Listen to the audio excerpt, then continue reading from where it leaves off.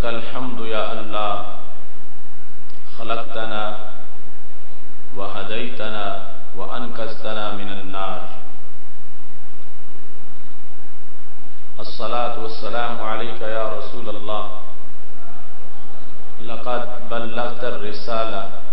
وأديت الأمانة ونصحت الأمة ومحوت الظلم وأرشدتنا إلى السنة والجماعة صلى الله عليك وعلى آلك وأصحابك أجمعين. أما بعد فأعوذ بالله من الشيطان الرجيم. بسم الله الرحمن الرحيم. إن الله يأمر بالعدل والإحسان وإيتاء ذي القربى وينهى عن الفحشاء والمنكر والبغي يعظكم لعلكم تذكرون. صدق الله العظيم وصدق رسوله النبي الكريم الأمين. إن الله وملائكته يصلون على النبي يا أيها الذين آمنوا صلوا عليه وسلموا تسليما. الصلاة والسلام عليك يا سيدي يا رسول الله وعلى آلك وأصحابك يا حبيب الله. مولاي صل وسلم دائما أبدا على حبيبك خير الخلق كلهم منزه عن شريك في محاسنه فجوهر الحسن فيه غير منقاسم. محمد تاج رسل الله قاتبة محمد صادق الأقوال والكلم محمد ذكره روح لأنفسنا محمد شكره فرض على الأمم. رب صل وسلم دائما أبدا على حبيبك خير الخلق كلهم. اللہ تبارک و تعالی جل جلالہ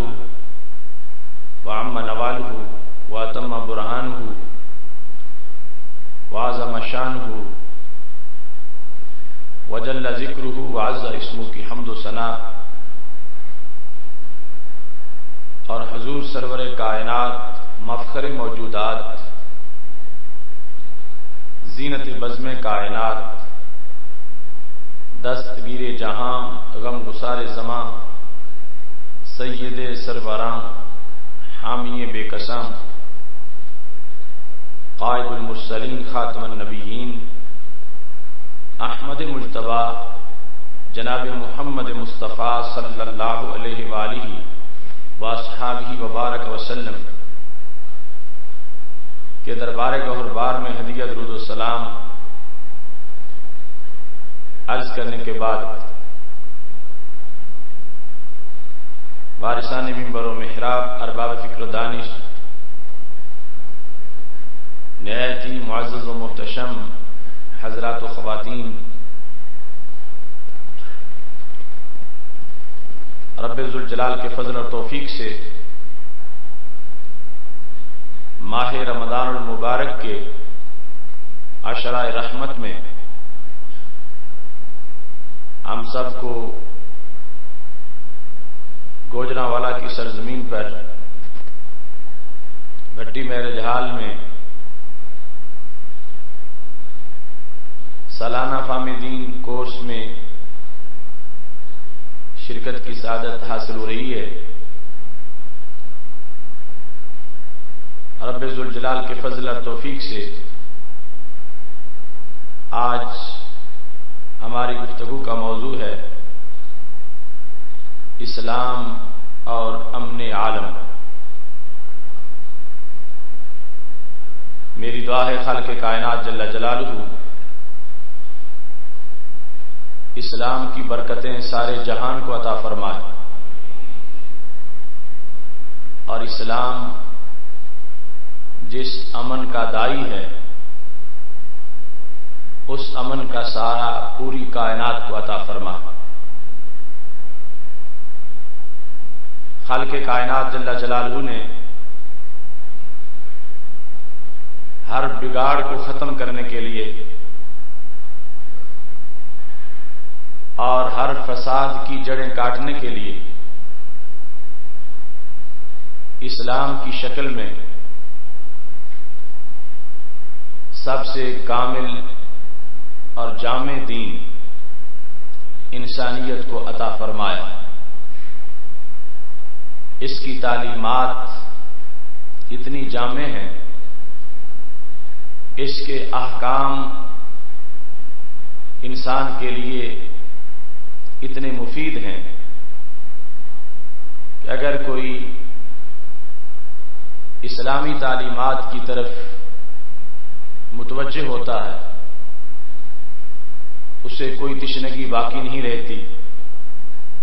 اسے کوئی کمی محسوس نہیں ہوتی، اور اسے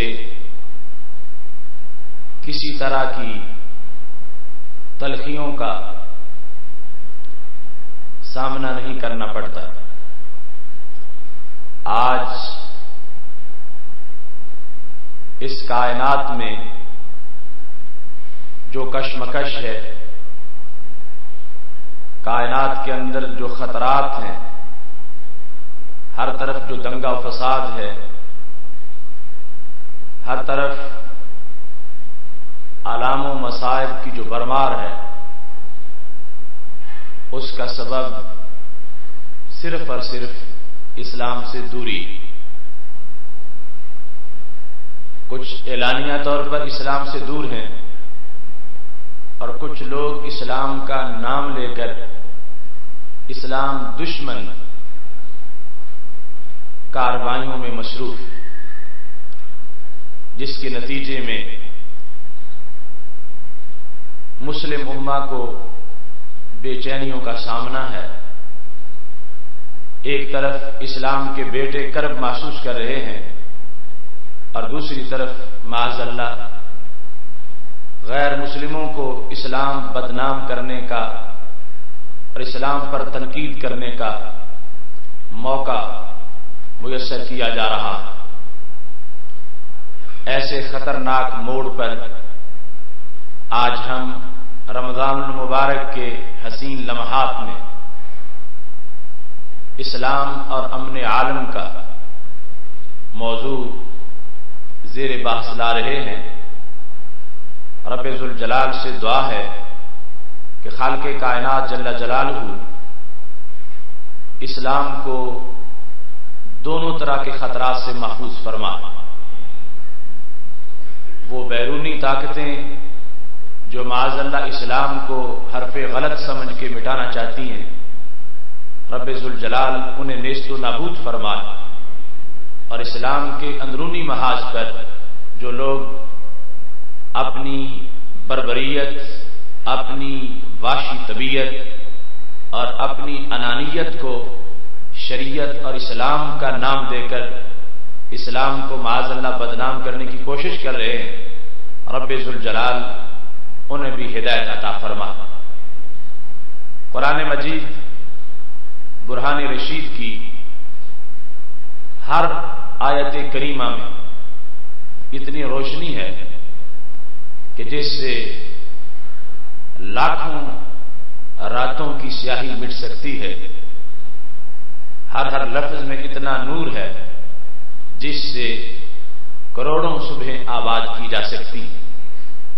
میں نے آج کی اس موضوع کے لحاظ سے قرآن مجید برہان رشید کے 14ویں پارے سے سورہ نحل کی آیت نمبر 95 تلاوت کی ہے۔ خالق کائنات جل جلالہ نے اس آیت کریمہ کے اندر جو نور ہے اس کو واضح کیا، اور یہ نحل کی آیت نمبر 90 ہے جس میں تفصیل کے ساتھ رب ذوالجلال نے پوری کائنات کے نظام امن کو بیان کیا ہے۔ اور پوری کائنات کے لیے جو اسلام کی رحمتیں ہیں ان کو سمیٹ کر ایک ہی آیت کے اندر بیان کر دیا ہے۔ خالق کائنات جل جلالہ ارشاد فرماتا ہے ان اللہ یأمر بالعدل، بے شک رب ذوالجلال عدل کا یعنی انصاف کا حکم دیتا ہے، والاحسان، اور اللہ تعالی احسان کرنے کا حکم دیتا ہے، وَإِيتَاءِ ذِي الْقُرْبَى، اور خالق کائنات جل جلالہ رشتہ داروں کو عطا کرنے کا حکم دیتا ہے۔ آیت کے پہلے حصے میں 3 آرڈر موجود ہیں، 3 کرنے کے کام۔ پہلا عدل ہے، دوسرا احسان ہے، اور تیسرا رشتہ داروں کو عطا کرنے کا حکم ہے۔ آیت کے دوسرے حصے میں رب ذوالجلال نے 3 کاموں سے روکا ہے، فرمایا وَيَنْهَا عَنِ الْفَحْشَاءِ، خالق کائنات جل جلالہ روکتا ہے بے حیائی سے، والمنکر، ہر بری بات سے، والبغض، اور سرکشی سے، یعظکم لعلکم تذکرون، خالق کائنات جل جلالہ فرماتا ہے کہ وہ تمہیں اس لیے واعظ کرتا ہے کہ تاکہ تم دھیان کرو اور نصیحت پکڑو۔ آیت کریمہ میں خالق کائنات جل جلالہ نے 3 کام کرنے کے بتایا اور 3 نہ کرنے کے بتایا۔ 3 امور کی طرف متوجہ کیا کہ وہ تمہاری سیرت کا حصہ ہونا چاہیے، اور 3 کے لحاظ سے کہا کہ تمہیں ہر وقت اس سے دور رہنا چاہیے اور کبھی بھی وہ چیزیں تمہارے کردار کے قریب نہیں آنی چاہیے۔ اور یہ بیان کرنے کے بعد فرمایا کہ تمہارا رب معاذ اللہ تم سے فضول گفتگو نہیں کرتا، وہ اس لیے گفتگو کرتا ہے کہ تاکہ تم توجہ کرو، تم دھیان کرو، قرآن کو سن کر اس پر عمل کرنے کا تہیہ کر لو۔ قرآن مجید برہان رشید کو سن کر اسے محض اپنی سماعتوں تک، اپنے کانوں کی لذت تک محدود نہ رکھو، بلکہ اس کو عملی جامہ پہنانے کے لیے تیار ہو جا۔ اور خالق کائنات جل جلالہ نے آیا کریمہ میں آخر کے اندر اس بات کو واضح فرما دیا کہ جو بھی تمہارے طرف اللہ کی طرف سے احکام آتے ہیں اس میں فائدہ تمہارا ہے، اس میں تمہاری بھلائی ہے، تمہاری نجات ہے، دنیا میں بھی تمہارے لیے روشنی ہے، قبر کی بھی چاندنی ہے، اور پھر فردوس کے بالا خانوں کے لحاظ سے بھی اس کے اندر تمہارے لیے نور موجود ہے۔ قرآن مجید برہان رشید کی یہ آیت کریمہ اتنی جامع آیت، ویسے تو ہر فرمان، ہر آیت موجز ہے، اس کی مثل بنانا کسی کے بس میں نہیں ہے۔ اس کا مضمون اتنا ہے کہ جو حدود سے محدود نہیں کیا جا سکتا، اس کے اندر بہاریں اتنی ہیں کہ کوئی خزاں ان کا مقابلہ نہیں کر سکتی۔ لیکن اس آیت کے بارے میں جو آج اسلام اور امن عالم کے موضوع کو بیان کرنے کے لیے سورہ نحل سے ہم نے اس وقت جس کا انتخاب کیا ہے، اس آیت کریمہ کے بارے میں حضرت عبداللہ بن مسعود صحابی رسول صلی اللہ علیہ وسلم یہ ارشاد فرماتے ہیں، جس کو امام قرطبی نے اپنی تفسیر کے اندر درج کیا ہے، ھذہ اجمع آیۃ فی القرآن، کہ یہ آیت قرآن مجید برہان رشید کی تمام آیات کے مقابلے میں جامع آیت، تمام آیات کے مقابلے میں اس آیت کے اندر جامعیت ہے۔ کس لحاظ سے؟ فرماتے ہیں لخیر یمتثل ولشر یجتنب، اگر کوئی انسان نصاب تلاش کرنا چاہتا ہے کہ کون کون سے اچھے کام ہیں جو مجھے کرنے چاہیے اور کون کون سے برے کام ہیں جن سے مجھے بچنا چاہیے، تو حضرت عبداللہ بن مسعود رضی اللہ تعالی عنہ کہتے ہیں کہ یہ آیت اکیلی ہی ایک جامع نصاب کی حیثیت رکھتی ہے. اتنی اس کے اندر جامعیت ہے، اتنی وسعت ہے کہ جو انسان کو کرنا ہے اس کا بھی مکمل ذکر موجود ہے، اور جس سے انسان کو بچنا ہے اس کا بھی مکمل ذکر اس آیا کریمہ کے اندر موجود ہے. چونکہ حضرت عبداللہ بن مسعود رضی اللہ تعالی عنہ وہ صحابی ہیں جن کے بارے میں ہمارے نبی علیہ السلام کا فرمان ہے کنیف مولع علما، کہ عبداللہ بن مسعود علم سے بھرا ہوا گھر ہے. یعنی اس انداز سے رسول اللہ صلی اللہ علیہ وسلم نے ان کے علم کو تعبیر کیا ہے اور ان کے علمی مقام کو بیان کیا. تو اس آیا کریمہ کے لحاظ سے اپنی رائے کا اظہار کرتے ہوئے کہتے ہیں یہ جامع ترین آیت ہے جو نصاب زندگی کو بیان کرنے کے لحاظ سے ہر درجے کا کمال رکھتی ہے. اسی آیا کریمہ کے لحاظ سے تفسیر روح المعانی میں بعض علماء کا یہ قول موجود ہے لو لم یکن فی القرآن غیر هذه الآیہ الکریمہ لکفت فی کونہ تبیانا لکل شیء. کہتے اگر قرآن صرف اس ایک آیت کا نام ہوتا اور اس ایک آیت کے سوا اور کچھ بھی نازل نہ کیا جاتا تو تبیان لکل شیء ہونے کا وصف اسی کے اندر موجود تھا کہ قرآن مجید جس میں ہر چیز کا بیان ہے، یعنی اتنی جامعیت ہے اس آیت میں کہ یہ ایک آیت ہی یہ شان رکھتی ہے کہ اس کو تبیان لکل شیء ہونے کا وصف اور منصب میسر ہے. حضرت عثمان بن مظعون رضی اللہ تعالی عنہ جس وقت یہ آیت نازل ہوئی تھی اس وقت رسول اللہ صلی اللہ علیہ وسلم کے پاس بیٹھے ہوئے تھے، اور آیت کے نزول کے بعد جو انہوں نے اپنی رائے کا اظہار کیا اور جو انہیں اس آیت کو پہلی بار سننے کے بعد دل کے اندر روشنی میسر آئی تو کہنے لگے ما اسلمت ابتداء الا حیاء من رسول اللہ صلی اللہ علیہ وسلم،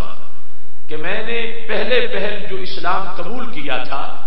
تو صرف نبی علیہ السلام کی حیا کی وجہ سے میں نے قبول کر لیا کہ رسول اللہ صلی اللہ علیہ وسلم بار بار فرما رہے تھے کہ تم کلمہ پڑھو، میں نے کلمہ پڑھ لیا، میں نے سرکار کے حیا کی بنیاد پر کلمہ پڑھ لیا تھا. کہتے ہیں فاستقر الایمان فی قلبی حتی نزلت هذه الآیہ وانا عندہ. جس وقت یہ آیت نازل ہوئی اور میں نبی علیہ السلام کے پاس بیٹھا ہوا تھا اس وقت میرے دل میں ایمان پکا ہو گیا اور دل میں ایمان نے قرار پکڑ لیا. یعنی پہلے میں نے بطور حیا کہ سرکار فرمائیں تو میں انکار کیسے کروں، بطور حیا میں نے ابتداء اسلام کو قبول کیا تھا،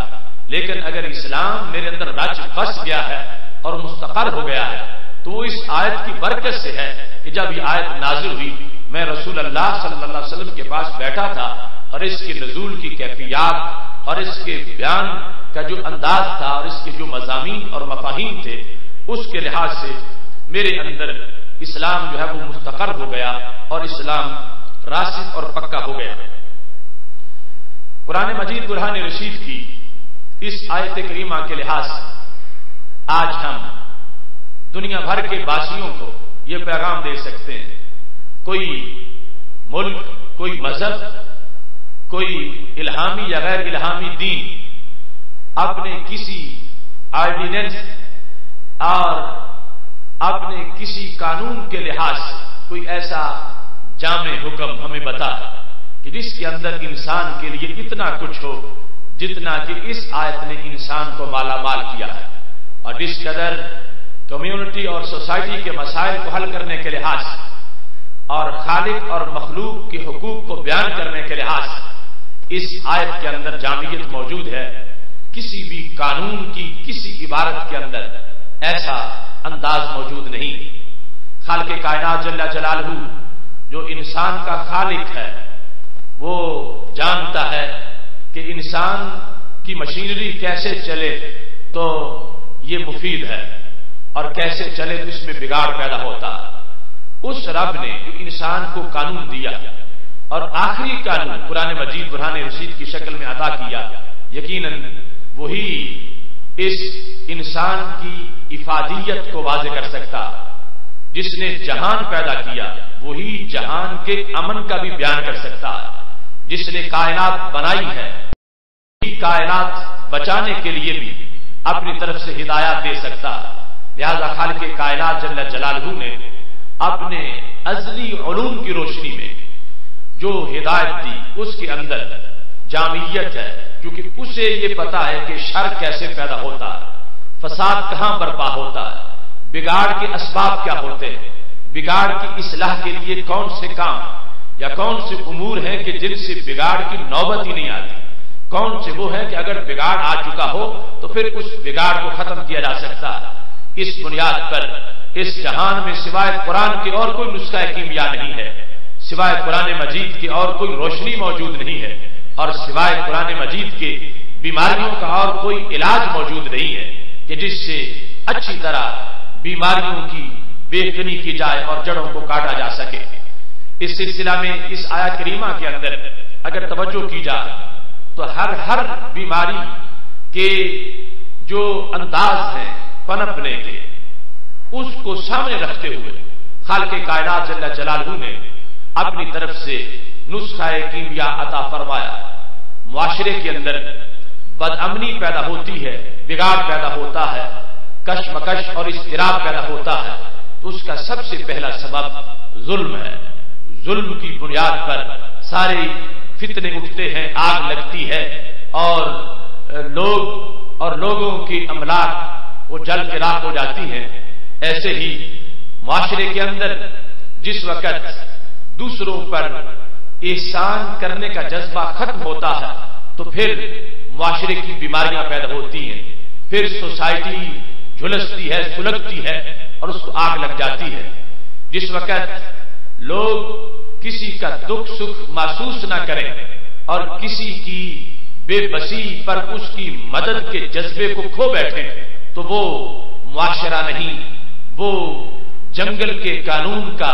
منظر پیش کرتا ہے۔ تو خالق کائنات جل جلالہ کی حسین گفتگو دیکھیے، رب ذوالجلال نے پہلے حصے کے اندر ان تمام امور کو بیان کیا کہ جن کی وجہ سے اگر وہ باتیں معاشرے میں موجود رہیں تو مسائل جنم ہی نہیں لیتے اور کسی طرح کی کوئی کجروی اور کسی طرح کی کوئی بے چینی معاشرے کا حصہ نہیں بنتی۔ رب ذوالجلال فرماتا ان اللہ یأمر بالعدل والاحسان وایتاء ذی القربى، ظلم کے خلاف عدل کا حکم دیا اور بے رخی ختم کرنے کے لیے احسان کا حکم دیا، اور پھر دوسروں کی مدد کے طور پر جو انسان پر سب سے زیادہ حق ہے وہ قریبیوں کا ہے، جو اس کے رشتہ دار ہیں۔ دوسروں کا حق بعد میں بنتا ہے، تو اپنے پیسے سے اپنی دولت سے پہلے اپنے قریبیوں کے ساتھ احسان کرنا، اور ہر جس وقت اپنے قریبی کے ساتھ احسان کرے گا تو کوئی نہ کوئی کسی کا ضرور قریبی ہوگا۔ اس بنیاد پر رب ذوالجلال نے جو 3 طرح کی آگ معاشرے کو جلاتی ہے اس آگ کو بجھانے کے لیے پہلے حصے میں 3 بارشیں عطا فرما دی۔ 3 ابر کرم ہیں، وہ برستے ہیں، آگ جلتی نہیں، اور اگر لگ جائے تو اس بارش کے سامنے وہ برقرار نہیں رہ سکتی، بجھ جاتی ہے۔ اور دوسرے حصے کے اندر خالق کائنات جل جلالہ نے جو دوسری طرح کی بیماریاں ہیں ان کو دور کرنے کا بھی حکم دیا، اور وہ بھی معاشرے کے لیے امن کا سب سے بڑا باعث اور سب سے بڑی ضمانت ہے۔ ایک سوسائٹی کے اندر آگ اس وقت لگتی ہے جس وقت اس کے اندر بدکاری ہو، زنا ہو، عریانی ہو، فحاشی ہو، اس سے مسائل جنم لیتے ہیں، اس سے آگ بھڑکتی ہے، اس سے کچھ تو خون کا سلسلہ شروع ہو جاتا ہے، اور اس کی بنیاد پر ایک سوسائٹی آتش فشاں پہاڑ کا روپ اختیار کر لیتی ہے۔ رب ذوالجلال نے ان مسائل اور فتنوں کو دور کرنے کے لحاظ سے فرمایا وَيَنْهَا عَنِ الْفَحْشَاءِ، تمہارا رب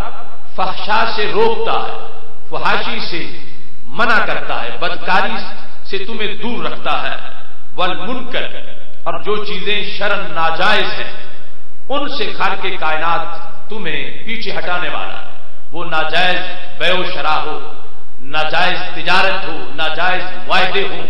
ناجائز اجارہ ہو، ناجائز مضاربت، بینکاری، کاروبار ہو، سارے کے سارے منکر کے اندر ان کا ذکر رب ذوالجلال نے کر دیا کہ خالق کائنات جل جلالہ تمہیں منکر سے بچاتا. اب منکر سے مراد کفر بھی ہے، منکر سے مراد معاصی بھی ہیں، گناہ بھی ہیں. ہر قسم کا گناہ جو ہے اس کا اس کے اندر ذکر کر دیا کہ اس سے دور رہو گے، اور یہ دور رہنا تم پر تمہارے رب نے لازم کر دیا ہے. تیسرے نمبر پر فرمایا والبغی، اللہ تمہیں بغی سے منع کرتا ہے. بغی کہتے ہیں ظلم کو، سرکشی کو، دوسروں کے حقوق کو ہڑپ کرنا، دوسرے کے املاک کو نقصان پہنچانا، اور دوسروں کی جو دولت ہے اس پر اپنی نگاہیں جما کے اس کو چھیننے کے لیے کوششیں کرنا. تو خالق کائنات جل جلالہ نے فرمایا تمہارا رب جو تمہیں کلمہ پڑھنے کا حکم دیتا ہے وہی تمہیں عریانی فحاشی سے دور رکھنے کا حکم دے رہا ہے، وہی تمہیں ہر قسم کی بدی سے دور رکھنے کے لیے آئزر دے رہا ہے، اور وہ تمہیں روک رہا ہے کہ تم نے کسی کے اندر کسی پر ظلم و ستم نہیں کرنا. اب دیکھو خالق کائنات جل جلالہ کا یہ فرمان کتنا جامع فرمان ہے.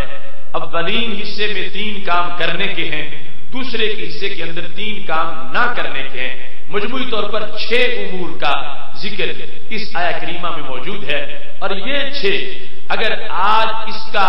سوسائٹی کے مسائل کا جو بھی انالیسز آپ کریں، دنیا کے حالات کے لحاظ سے جو نزول قرآن کے صدیوں بعد کے آج کے حالات ہیں، ہر فتنہ، ہر فساد، ہر بگاڑ، ہر بیماری، ان سب کو اگر اکٹھا کر کے آپ ان کے لیے کوئی لائحہ عمل تیار کرنا چاہیں کہ سارے بگاڑ ختم ہو جائیں، سارے فساد ختم ہو جائیں، ساری بے چینیاں ختم ہو جائیں اور ساری بیماریاں ختم ہو جائیں، ان کے لیے ایک ہی نسخہ کیمیا جو تمہیں ملے گا وہ اس آیت میں رب ذوالجلال نے اس کو بیان فرما دیا ہے. کیا کرم ہے خالق کائنات کا، کیا عمدگی ہے اللہ کے اس کلام کی، اور کس انداز میں خالق کائنات جل جلالہ جو علیم بذات الصدور ہے، ازل سے سب کچھ جاننے والا، قیامت تک کی ہر بھڑکنے والی آگ اس کے سامنے ہے، کوئی چیز بھی اس سے چھپی ہوئی نہیں ہے. اس نے ازل سے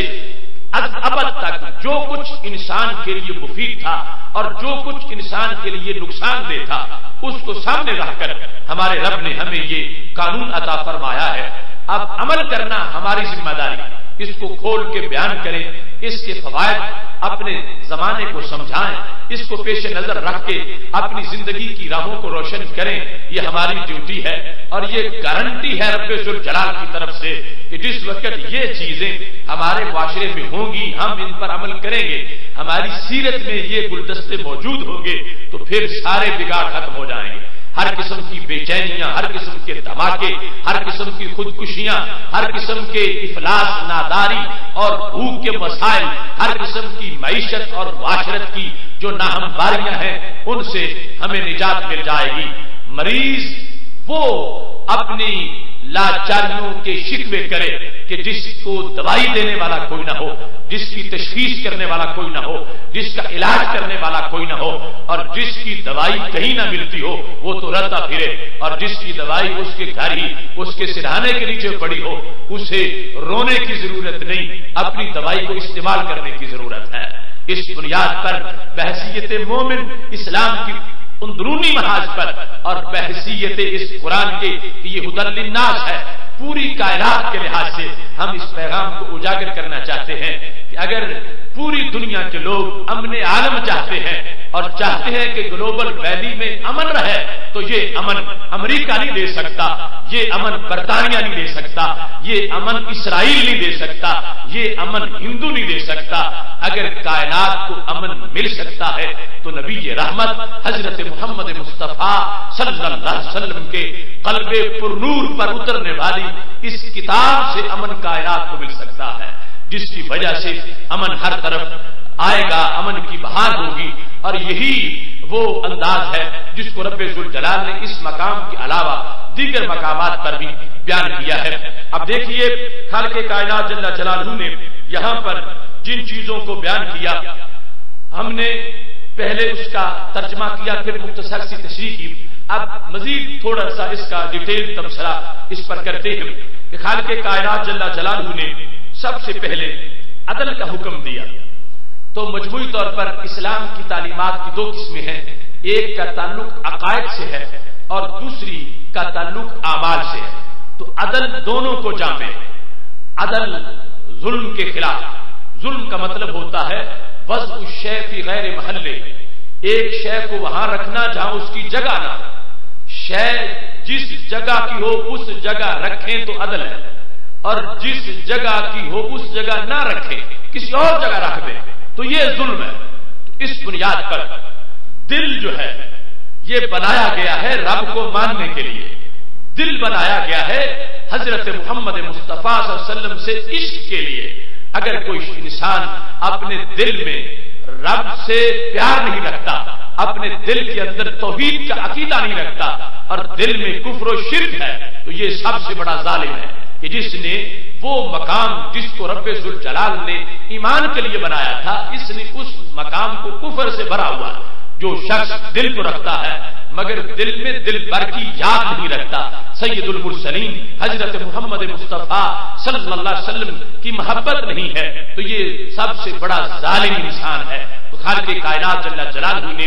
آغاز کے اندر عدل کا حکم دیا، اس سے مطلب یہ تھا کہ انسان ایمان کے لحاظ سے بھی صحیح ہو، انسان عمل کے لحاظ سے بھی صحیح ہو، وہ عقیدے کا بھی ظالم نہ ہو، وہ عمل کا بھی ظالم نہ ہو، وہ عقیدے کے لحاظ سے بھی فسادی نہ ہو اور عمل کے لحاظ سے بھی فسادی نہ ہو۔ اس واسطے کائنات کو امن تب میسر آئے گا جب نظریات صحیح ہوں گے، جب معتقدات صحیح ہوں گے، اور ان معتقدات کی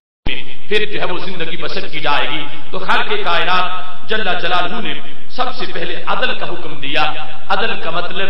عقائد اور اعمال دونوں کے لحاظ سے ظلم سے بچنا ہے۔ توحید کا پیغام، رسالت کا پیغام، بعث بعد الموت کا پیغام، فرشتوں پر ایمان کا پیغام، کتابوں پر ایمان کا پیغام، یہ جتنے بھی ایمان کے شعبات سب کا اس میں ذکر کر دیا۔ اور ساتھ اسی عدل کا مطلب انصاف بھی ہے کہ جس وقت دل کے اندر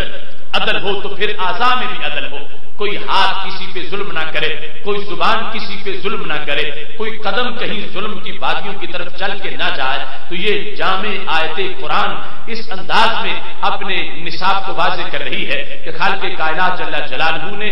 اعمال اور عقائد کے لحاظ سے جو ضرور امور تھے ان کو آغاز کے اندر لفظ عدل کی روشنی میں بیان فرما دیا ہے۔ اور ساتھ ہی اس کی وضاحت یوں بھی کی جا سکتی ہے کہ عدل کی 3 قسمیں ہیں۔ ایک ہے بندے اور اللہ کے درمیان عدل، دوسرا ہے انسان کا اپنی ذات کے ساتھ عدل، اور تیسرا ہے انسان کا اپنے ماحول کے لوگوں کے ساتھ عدل۔ تو یہ عدل کی 3 قسمیں ہیں۔ تو عدل کے اندر خالق کائنات جل جلالہ نے جو پہلے نمبر پر عدل بیان کیا وہ یہ ہے کہ بندہ اپنے مولا کے لحاظ، اپنے رب کے لحاظ سے عدل کی پابندی کرے۔ رب تو ہر طرف عدل کرنے والا، انسان اپنے رب کے لحاظ سے عادل ہو اور اپنے رب کے لحاظ سے عدل کے تقاضوں کو پورا کرے۔ اس کا مطلب کیا بنتا ہے کہ رب کے حق کو ہر حق پر ترجیح دے، اللہ کے حق کو مقدم کرنا یہ عدل ہے۔ رب ذوالجلال کے حق کو اور حقوق پر پہلے رکھنا یہ عدل ہے اللہ کے حق کے لحاظ سے۔ اگر رب کا حق کوئی پسے پشت ڈال دے، اپنا حق آگے لے، تو یہ ظالم بن گیا کہ جس نے پیدا کیا تھا اس کے حق کو تو چھوڑ رہا۔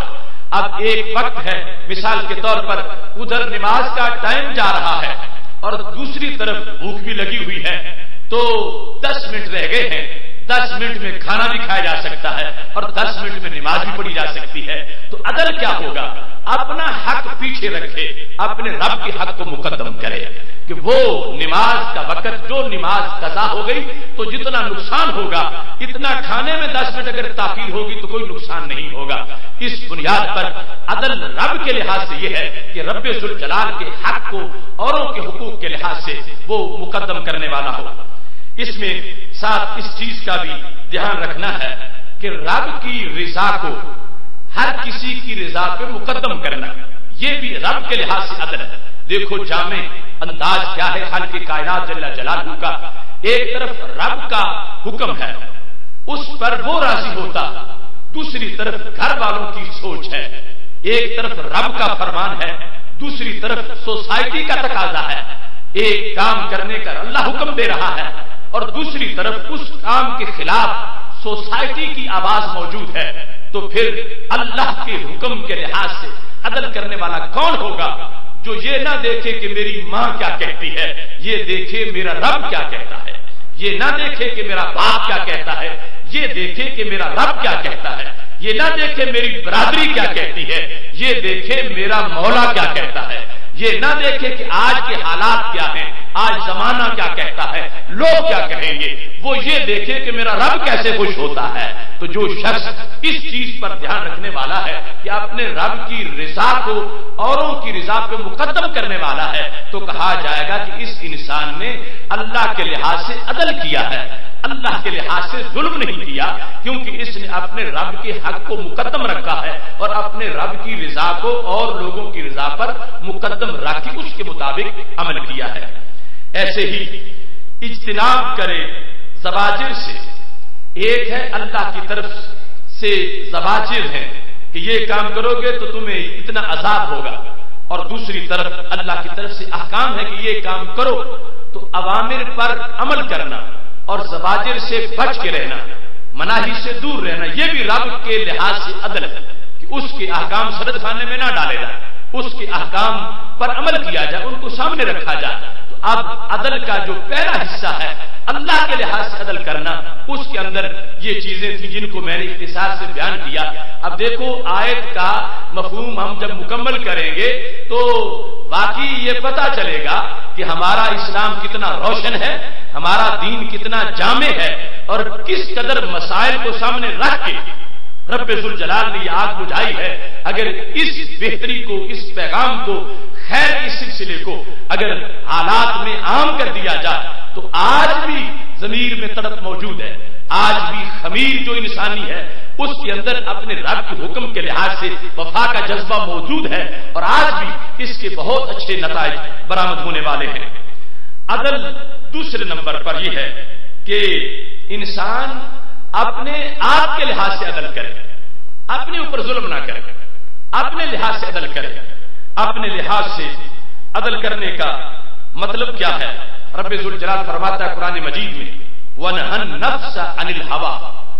کامیاب کون ہے جس نے اپنے نفس کو خواہش سے روک لیا، اپنے نفس کو خواہش کا مریض نہیں بننے دیا، اپنے نفس اور خواہش کے درمیان ایک دیوار بنا دی۔ یہ نہیں کہ خواہش جب چاہے نفس کو روندہ، نفس سواری بن جائے، خواہش سوار بن جائے، اور خواہش جدھر چاہے نفس کو چلا کے لے جائے۔ معاذ اللہ کبھی نفس پر خواہش سوار ہو کے اس کو سینما گھر لے جائے، کبھی کسی چکلے میں لے جائے معاذ اللہ، کبھی کسی برائی کے اڈے میں لے جائے، کبھی کسی بدکاری حرام خوری کی طرف لے جائے، تو رب ذوالجلال نے فرمایا اس بندے نے اپنے نفس سے عدل نہیں کیا، جس نے اپنے نفس کو خواہش کی سواری بنا دیا ہے یا خواہش کا فٹ بال بنا دیا ہے، خواہش جدھر چاہتی ہے اس کے نفس کو وہ ہانک کے لے جاتی ہے۔ تو عدل یہ ہے کہ انسان اپنے آپ کو خواہش کے ظلم سے بچائے، خواہش کو سواری بنا کے اس پر سوار ہو جائے، خواہش کو اپنے اوپر سوار نہ کرے۔ تو جس شخص نے خواہش کو مغلوب کیا، نفس کو غالب کیا، اس نے عدل کیا ہے، اور جس نے نفس کو مغلوب کیا اور خواہش کو غالب کیا اس نے ظلم کیا ہے۔ تو خالق کائنات فرماتا ہے ان اللہ یأمر بالعدل، رب ذوالجلال تمہیں عدل کا حکم دے رہا ہے، اپنے رب کے لحاظ سے بھی عدل کرو اور اپنی جان کے لحاظ سے اور خاص کے اپنے نفس کے لحاظ سے بھی تم عدالت کے حکم پر قائم رہو۔ ایسے ہی اپنی ذات کے لحاظ سے عدل کا مطلب یہ ہے کہ انسان اسلام کی پیروی پر اپنے آپ کو مطمئن رکھے اور جو مشکلات ہیں ان کے مقابلے میں اپنے آپ کو کانے بنا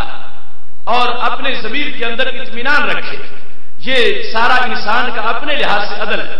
اگر اس طرح ہو کہ اسلام قبول تو کیا ہے مگر شکوے کرتا رہتا ہے اور اسلامی تعلیمات کے لحاظ سے تنقید کرتا رہتا ہے تو اس نے بھی ظلم کیا اور اپنی جان کے لحاظ سے اپنے اوپر ظلم کرنے والا ہے۔ اس واسطے کہ کل اس کی جان کو خمیازہ بھگتنا پڑے گا جہنم کے اندر، جس وقت ایسے کفریات کے لحاظ سے وہ گفتگو کرے گا یا ان کو اپنے عمل میں لے آئے گا۔ اس واسطے خالق کائنات فرماتا ہے تم پر لازم ہے کہ تم عدل کے لحاظ سے اپنے رویے کو درست بناؤ۔ تیسرا، عدل اپنے اور مخلوق کے لحاظ سے کتنی جامعیت ہے، صرف انسان کے لحاظ سے نہیں، ساری مخلوق کے لحاظ سے اس میں بھی عدل ہے۔ جس وقت دیکھا تھا میرے نبی علیہ السلام نے کہ کوئی کسی جانور کے منہ پہ مار رہا تھا، فرمایا لا تضربوا وجوہ الدواب ان کل شیء یسبح، کسی جانور کے چہرے پہ مت مارو، اس واسطے کہ ہر جانور رب کی تسبیح کرنے والا ہے۔ اب عدل کا حکم ہے کہ انسان اپنی ذات سے لے کر پوری مخلوقات تک عدل پھیلانے والا ہو، وہ نہ کسی اور انسان پہ ظلم کرے، نہ مخلوق کے کسی اور فرد پہ ظلم کرے۔ سید عالم نور مجسم شفیع معظم صلی اللہ علیہ وسلم نے فرمایا غفرت لامرأۃ مومسہ، ایک بدکار عورت کو بخش دیا گیا۔ کس بنیاد پر؟ مرت بقلب علی راس رقی، وہ گزر رہی تھی، اس نے دیکھا ایک کتا ہے ہانپ رہا ہے، کاد یقتلہ العطش، قریب ہے کہ وہ پیاس سے مر جائے، اور ایک کنویں کے کنارے پہ جو تر مٹی ہے اس کو اپنی زبان لگا رہا ہے۔ اب اس کے دل میں رحم آ گیا کہ پانی کی سطح کافی گہری ہے، کتے کا منہ وہاں تک نہیں پہنچ سکتا۔ نازعت کفھہا فاوسقتہ بخمارہا، اس نے اپنا موزہ اتارا، اپنے دوپٹے سے باندھا، دوپٹے سے باندھ کے موزہ اس نے کنویں میں اتارا، اور جب موزہ پانی سے بھر گیا اس نے وہ پانی کتے کو پلا دیا۔ کتے کی پیاس بجھ رہی تھی اور اس کے حصے کی جہنم کی آگ بجھ رہی تھی۔ اس قدر یہ اسلام عدل کا حکم دینے والا ہے۔ اور سید عالم نور مجسم شفیع معظم صلی اللہ علیہ وسلم نے جس وقت دیکھا کہ کچھ لوگ جانوروں کو آپس میں لڑانے کے لیے ان کو ایک دوسرے کے قریب کر رہے تو نہا رسول اللہ صلی اللہ علیہ وسلم، آپ نے منع کیا، فرمایا حرام ہے تم پر کہ تم جانوروں کو لڑاؤ۔ اب دیکھو امن آئے گا تو میرے نبی کے فرمان سے، اس شریعت سے، اور اس شریعت کے حقیقی تقاضوں کو ہر طرف پھیلانے سے آئے گا۔ جو اسلام دو جانوروں کو لڑانے کی اجازت نہ دیتا ہو وہ دو بھائیوں کو لڑانے کی کیسے اجازت دے گا؟ جس کے اندر جانور کا اتنا تقدس ہے کہ اس کو اس کی مرضی کے خلاف استعمال مت کرو، وہ جیسے ہے اسے ویسے رہنے دو، اس کی طبیعت پر تم اپنی طبیعت مسلط نہ کرو، جو اس کا انداز ہے اس پر تم اپنی طرف سے کسی طرح اپنا تسلط نہ جماؤ۔ تو یہ آج کا جو ایک دہشت گرد برانڈ اسلام ہے، اس کی کہاں کوئی گنجائش قرآن سے ہو سکتی ہے یا کوئی شریعت سے اس کا کسی طرح کا کوئی تصور ابھر سکتا ہے؟ میرے آقا صلی اللہ علیہ وسلم نے تو جانوروں پر جو کہ اشرف المخلوقات نہیں ہیں، جو کہ انسانی وقار نہیں رکھتے، ان کے لحاظ سے کتنا امن کا سبق دیا، کس انداز میں ان پر جو ہے کرم کرنے کا حکم دیا اور عدل کا حکم دیا۔ ایک طرف یہ ہے کہ کتا جو خسیس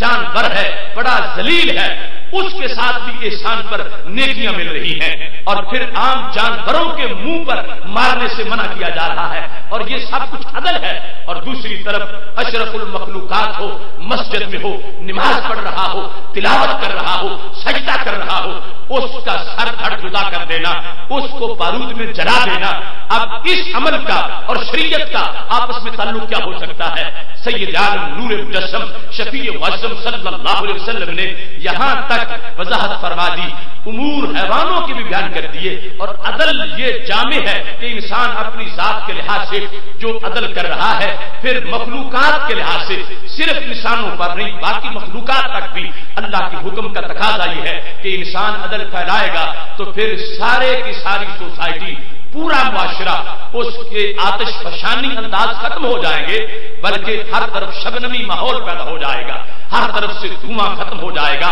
اور ہر طرف امن اور مہک کا انداز اس سوسائٹی کے اندر اجاگر ہو جائے گا۔ یہ پہلا حکم تھا اس آیت کے اندر، فرمایا رب ذوالجلال تجھے عدل کا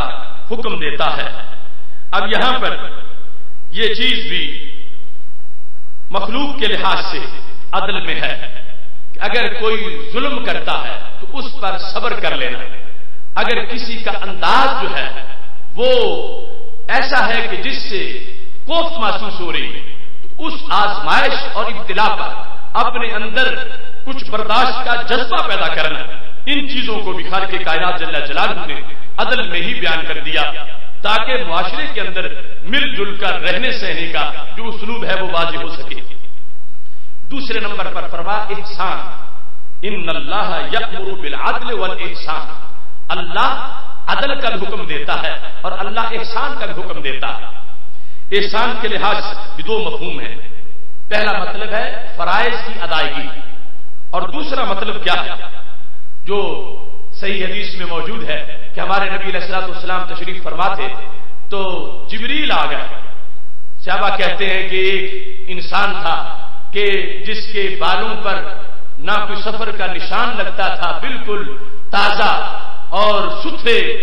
سیاہ بال تھے اور کپڑے بھی بالکل سفید تھے۔ مدینہ شریف کا بھی نہیں تھا، چونکہ ہم جانتے ہیں مدینہ شریف کے لوگوں کو گرد و نواح کا بھی نہیں تھا، اور دور سے آیا ہوا نہیں لگتا تھا، چونکہ دور سے آنا تھا تو اس وقت کی سواری کے لحاظ سے اس پر کوئی گرد و غبار ہوتا، وہ بالکل غسل کیے ہوئے تازہ انداز میں وہ سامنے آ کر بیٹھ گیا تو ہم حیران تھے کہ یہ کون ہے، تو بعد میں پتا چلا کہ وہ حضرت جبریل علیہ السلام تھے جو نبی علیہ السلام سے سوال کر رہے تھے۔ انہوں نے پوچھا مل احسان، اللہ کے نبی یہ تو مجھے بتاؤ احسان کیا ہوتا؟ تو رسول اللہ صلی اللہ علیہ وسلم نے فرمایا ان تعبد اللہ کأنک تراہ، احسان یہ ہے کہ رب کی یوں بندگی کرو گویا کہ تم اس کو دیکھ رہے ہو،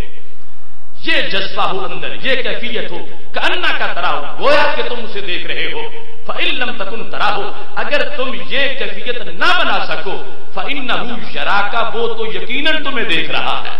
پہلے ہے گویا پھر ہے یقیناً، تو یہ ہے احسان کہ عبادت سو کے نہ کرو، عبادت بے لذتی میں نہ کرو، عبادت بغیر کسی کیفیت کے نہ کرو، عبادت یوں کرو کہ جس کے اندر انسان کو یہ پتا چلے، پہلے یہ کوشش ہو کہ میں رب کو دیکھ رہا ہوں، کأنک تراہ، گویا کہ تم اسے دیکھ رہے ہو۔ اور اگر یہ نہیں بن سکی صورت تو اگلی تو پھر ضرور ہونی چاہیے، کیوں انہ یراک، وہ تجھے دیکھ رہا ہے۔ جس وقت انسان یہ سمجھ کے کہ میں رب کو دیکھ رہا ہوں بندگی کرے گا، اس میں بھی بڑی لذت ہوگی، اور اگر یہ مقام اسے نہیں مل سکا تو یہ تو ضرور ہے کہ وہ مجھے دیکھ رہا ہے۔ اور جب انسان یہ ذہن میں بات بٹھائے ہوئے ہے کہ میرا رب مجھے دیکھ رہا ہے، اب دیکھو یہ اس کا انداز کیا ہوگا۔ اب اس مومن کی شان ہے یہ چلتا پھرتا ماحول کے اندر ایک رحمت کا حوالہ بن جائے گا۔ مومن کا لفظ ہی اس بات پر دلالت کرتا ہے، آمن یؤمن ایمانا فہو مومن، اور آمن یؤمن ایمانا فہو مومن۔ مومن وہ ہوتا ہے جو امن دینے والا ہوتا ہے، مومن ہے والا اپنے آپ کو بھی امن دیتا ہے، اپنے ماحول کو بھی امن دیتا ہے، اپنی سوسائٹی اپنے زمانے کی مخلوقات کو امن دینے کے لحاظ سے اس نے اپنی طرف سے اعلان کر دیا ہے، اور بار بار اللہ اس کو مومن کہتا ہے کہ تو وہ ہے جس کو میں نے امن کا حوالہ بنایا ہے، تو وہ ہے کہ جو جہان میں امن بکھیرنے والا ہے، تو وہ ہے جو جہان کے اندر امن دینے والا ہے۔ اور یہ اتنی جامع اس طرح کی کیفیات رکھتا ہے جس شخص کے ذہن میں ہر وقت موجود ہو کہ رب مجھے دیکھ رہا ہے، میں رب کے سامنے ہوں، وہ کیسے ظلم کرے گا، وہ کیسے ستم کرے گا، وہ کیسے بھیڑیا بنے گا، وہ کس طرح بربریت اور وحشت کی طرف متوجہ ہوگا۔ اس بات سے میرے محبوب علیہ الصلوۃ والسلام نے فرمایا کہ یہ انداز اپنا لو کہ تم رب کو دیکھ رہے ہو یا وہ تو یقیناً تمہیں دیکھ رہا ہے۔ یہاں پر احسان کے لحاظ سے بھی احسان کی دو قسمیں ہیں، ایک ہے احسان مع اللہ اور ایک ہے احسان مع العباد، اللہ کے لحاظ سے احسان، اور ایک ہے بندوں کے لحاظ سے احسان۔ اب یہاں پر اللہ کے لحاظ سے احسان کا وہ معنی نہیں ہے جو ہم آپس میں کرتے ہیں کہ فلاں نے فلاں پر احسان کیا، اس پر مہربانی کی۔ اللہ کے لحاظ سے احسان کا مطلب کیا ہے کہ اللہ کے فرائض کو ادا کرنا، یعنی اس کے حقوق پر پہرا دینا، اس کے حقوق کے لحاظ سے محتاط رہنا، یہ ہے احسان مع اللہ، اس کے فرائض ادا کرنا اور اکمل طریقے سے نہایت کامل طریقے سے فرائض کی ادائیگی کرنا۔ اور عباد کے لحاظ سے احسان کیا ہے؟ ان تعفو عمن ظلمک، کہ جو تجھ پہ ظلم کرے تم اس کو معاف کر دو، اور جو قطع رحمی کرے تم صلہ رحمی کرو۔ سل من قطعک واعف عمن ظلمک واحسن الی من اساء الیک، یہ ہمارے نبی علیہ الصلوۃ والسلام کا فرمان ہے۔ سل من قطعک، فرمایا جو قطع رحمی کرے تم تعلق جوڑو، وہ قطع رحمی کرتا ہے لیکن تم جوڑ کے رکھو تعلق۔ اور پھر فرمایا جو ظلم کرے تم معاف کرتے رہو، اور پھر فرمایا وَأَحْسِنْ إِلَىٰ مَنْ أَسَاءَ إِلَيْكَ، جو تم سے برا سلوک کرتا تم اس کے ساتھ اچھا سلوک کرو۔ اس لحاظ سے احسان کے اندر بھی رب ذوالجلال نے ان امور کو بیان فرما دیا ہے۔ تیسرے نمبر پر خالق کائنات جل جلالہ نے فرمایا وَإِيتَاءِ ذِي الْقُرْبَىٰ، اور جو ذی القربہ ہے رشتہ دار ہیں ان کو تم ان کے ساتھ تعاون کرو، اپنے پیسے کے ساتھ تمہیں رب نے دیا ہے اس میں سے ان کو بھی دو۔ تو یہ پہلے تین امور ہیں جس میں سماج کی خدمت کے لحاظ سے دیکھنا ہے، جس میں حالات اور واقعات کے لحاظ سے جو بیلنس ہونا چاہیے اس کو دیکھنا ہے۔ ہر جہت سے تم دیکھو گے، ہر جہت کے لحاظ سے اس کے اندر روشنی اور نور موجود ہے۔ اگلے تین جو ہیں ان میں ینہا عن الفحشاء، فحشاء سے، منکر سے اور بغض سے رب ذوالجلال نے روکا۔ ہر قسم کی عریانی، ہر قسم کی فحاشی، بے حیائی اور جتنے بھی عصیان اور معصیت کے کام ہیں ان سے دور رکھنے کے لیے خالق کائنات جل جلالہ حکم دے کر فرمایا یعظکم، تمہارا رب تمہیں واعظ کر رہا ہے، تمہارے رب کی تم سے بات ہے۔ اور وہ کیوں کرتا ہے؟ لعلکم تذکرون، یہ نہیں کہ سنو تو پھر نکال دو کانوں سے، اس واسطے کہ تم دھیان کرو، اس کی طرف تم توجہ کرو اور یہ ذہن میں رکھو کہ خالق کائنات جل جلالہ ہمیں حکم فرما رہا ہے اور ہم نے اس کے حکم کے مطابق مکمل طور پر عمل کرنا ہے۔ سید عالم نور مجسم شفیع معظم صلی اللہ علیہ وسلم نے اپنے عمل کے لحاظ سب سے پہلے اس آیت کا جامع انداز لوگوں کے سامنے پیش کیا۔ قرآن مجید برہان رشید آپ کے قلب پر نور پہ نازل ہوا ہے اور سب سے اولین عمل جو آپ کی ذات کے لائق وہ آپ نے کر کے دکھایا ہے۔ اور اس سے کہ سید عائشہ صدیقہ رضی اللہ تعالی عنہا سے جب پوچھا گیا تھا کہ ہمارے نبی علیہ السلام کا خلق کیا ہے تو فرمایا کانا خلقہ القرآن، ان کا خلق قرآن ہے۔ خلق وہ ہوتا ہے جو چیز بندے کے خمیر میں شامل ہو، جو بندے کے ضمیر میں ہو، تکلف سے وہ نہ کام کرنا پڑے، وہ طبیعت کا حصہ ہو، اس کو خلق کہا جاتا ہے۔ تو کتنی روشن ہے طبیعت میرے نبی علیہ السلام کی۔ اگرچہ قرآن 40 سال کے بعد اترنا شروع ہوا اور قرآن 23 سال میں مکمل ہوتا رہا، مگر اس قرآن پر عمل کرنے والی طبیعت رب نے پہلے دن سے ہی ہمارے نبی علیہ السلام کو عطا فرمائی ہوئی تھی۔ یہ کمال ہے محبوب علیہ السلام کے اخلاق اور سیرت کا اور طبیعت مبارکہ کا۔ کانا خلقہ القرآن کا مفہوم یہ ہے کہ یہ سب کچھ جو بعد میں اترا رب ذوالجلال نے بناتے وقت ہمارے نبی علیہ السلام کی طبیعت ہی ایسی بنائی تھی کہ وہ ساری باتیں پہلے ہی خالق کائنات نے آپ کی طبیعت کے اندر محفوظ فرمائی تھی۔ اسی بنیاد پر اگر تفصیل کریں گے تو کئی گھنٹے کئی دن اس پہ گزر سکتے ہیں۔ میرے آقا صلی اللہ علیہ وسلم نے ہر موڑ پر ایسی روشنی پھیلائی، اتنا سرور عطا کیا کہ جو بھی سیرت کو دیکھے گا اس کو سیرت سے ایسے حسین جذبے ملیں گے۔ بخاری شریف میں موجود ہے، سید عائشہ صدیقہ رضی اللہ تعالی عنہا کہتی ہیں کہ جس وقت سید عالم نور مجسم شفیع معظم صلی اللہ علیہ وسلم کے لحاظ سے جادو والا معاملہ سامنے آیا اور لبید بن عاصم نامی یہودی تھا کہ جس نے ایسا کام کیا تھا، یعنی یہود کا حلیف تھا، اور یہ جس طرح بیماری آ جانا اللہ کے نبی پر محال نہیں، اللہ کا نبی بیمار ہو سکتا ہے، اس طرح یہ بیماری کا ایک حصہ تھا۔ اس کی صورتحال کا جب سامنا ہمارے نبی علیہ السلام کو کرنا پڑا، آپ سو رہے تھے، پھر فرشتے آ گئے اور ساری انہوں نے آپ کی نیند کے درمیان بحث کی کہ کہاں وہ رکھا گیا ہے جادو، کیا صورتحال ہے۔ سید عالم نور مجسم شفیع معظم صلی اللہ علیہ وسلم نے وہ سب کچھ معاملہ دیکھ لیا، اللہ نے شفا عطا فرما دی، بیماری دور ہو گئی۔ تو سیدہ عائشہ صدیقہ رضی اللہ تعالی عنہا نے محبوب علیہ السلام سے یہ درخواست کی کہ میرے آقا پتہ جو چل گیا کہ لبید بن عاصم نے یہ شرارت کی تھی، تو آپ لبید بن عاصم سے بدلہ کیوں نہیں لے رہے؟ پتہ جو چل گیا کہ لبید بن عاصم نے ایسا گھنونا کام کیا تھا، تو لبید بن عاصم کے لیے بتا دو صحابہ کو اور اشارہ کر دو تاکہ وہ فوراً اس سے بدلہ تو لے۔ کیا خوبصورت جواب تھا میرے محبوب علیہ السلام کا۔ فرمانے لگے عائشہ سن لو، اما اللہ فقد شفانی، رب نے مجھے شفا دے دی ہے، مجھے شفا میسر ہو گئی ہے۔ واما انا فاکرہ ان اسیر علی الناس شرا، فرمایا میں لوگوں میں شر نہیں پھیلانا چاہتا، میں لوگوں کے اندر کوئی ایسے مسائل نہیں پیدا کرنا چاہتا، میں شر مٹانے آیا ہوں، شر پھیلانے نہیں آیا۔ یعنی ان کا انداز یہ تھا کہ جہاں ہے وہ جادو اسے کھولا جائے۔ اس کا یہ مطلب تھا، میرے محبوب علیہ السلام نے فرمایا میں جب شفا پا گیا ہوں، ہو سکتا ہے اس سے اوروں تک تکلیف پہنچے جب اس کو کھولا جائے۔ اور دوسرا کہ لبید بن عاصم کے لحاظ سے سید عالم نور مجسم شفیع معظم صلی اللہ علیہ وسلم نے اپنے اخلاق کے لحاظ سے واضح فرما دیا، جب رب نے مجھے شفا دے دی ہے تو میں یہ نہیں چاہتا کہ میں اس ماحول کے اندر انسانوں کے لیے کوئی ایسی بات کروں جس کی وجہ سے معاذ اللہ شر کے امکانات جو ہے وہ سامنے نہ آئے۔ یاد رکھنا، آج اسلام اور امن عالم کے لحاظ سب سے جو کردار حسین ہے وہ اس مسلمان کا ہی ہو سکتا ہے، اور دنیا میں جھوٹے لوگ جو امن کے نعرے لگاتے ہیں اور جو دنیا کے اندر انصاف کے اپنے تقاضے پیش کرتے ہیں، وہ اسلام سے باہر والی دنیا جو ہے، اگر اس کائنات کو بقا کے لحاظ سے کسی نے سامان فراہم کیا ہے تو وہ مومن نے کیا ہے، وہ مسلم نے کیا ہے۔ ورنہ دیکھ لیں آیات قرآن کی بھری ہوئی ہیں، کتنی بار عذاب آیا، کیسے کیسے عذاب آیا، کہیں زمینیں دھنس گئیں،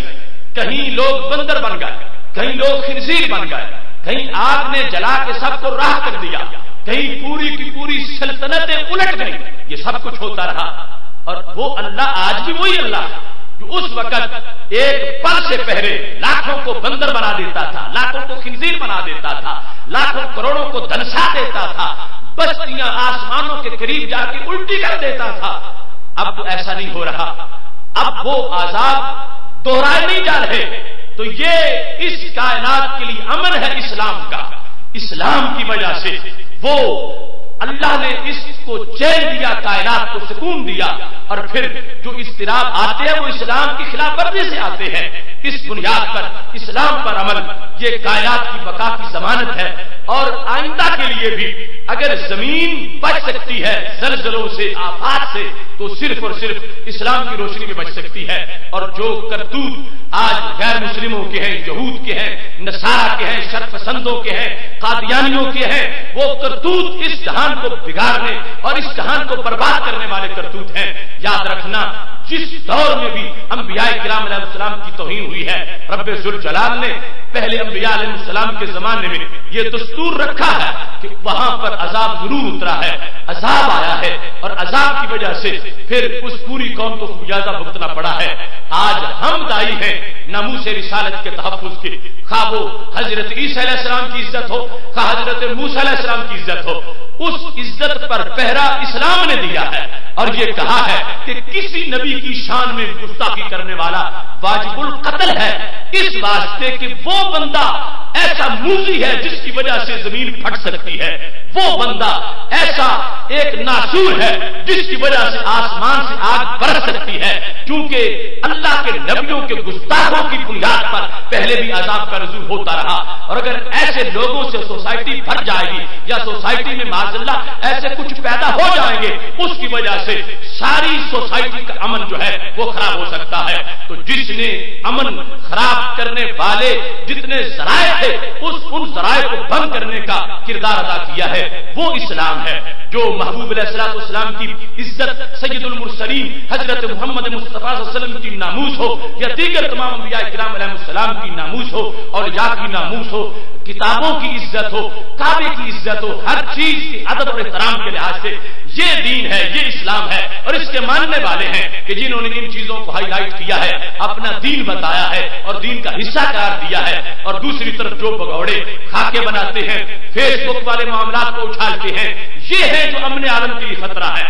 وہ بیٹھ کے امریکہ میں، پینٹاگون میں، واشنگٹن میں، وائٹ ہاؤس میں ہمیں دہشت گرد کہتے ہیں یا ہمارے لحاظ سے ایسی باتیں کرتے ہیں، ان کو سوچنا چاہیے اس کائنات کو بگاڑنے کے لیے سارے منصوبے وہ بنا رہے ہیں کہ یہ الٹ جائے بستیاں، یہ وہاں پر لوگ بندر و خنزیر بن جائیں۔ یہ تو رحمت ہے درمیان میں میرے نبی علیہ السلام کی کہ رب ذوالجلال اور بندوں کے درمیان سرکار کی ذات ہے. اگر اب سرکار بیچ ہٹ گئے اور کہہ دیا میرے رب یہ میرے گستاخوں سے جو کرنا ہے کر لے, تو پھر وہی کچھ ہو جائے گا جو پہلے ہوتا رہا ہے. اس واسطے اگر پوری دنیا کو بقا دی ہے, امن دیا ہے, اور امن لایا جا سکتا ہے اسی نظریے سے لایا جا سکتا ہے جو نظریہ اسلام نے اقوام عالم کے سامنے پیش کیا ہے.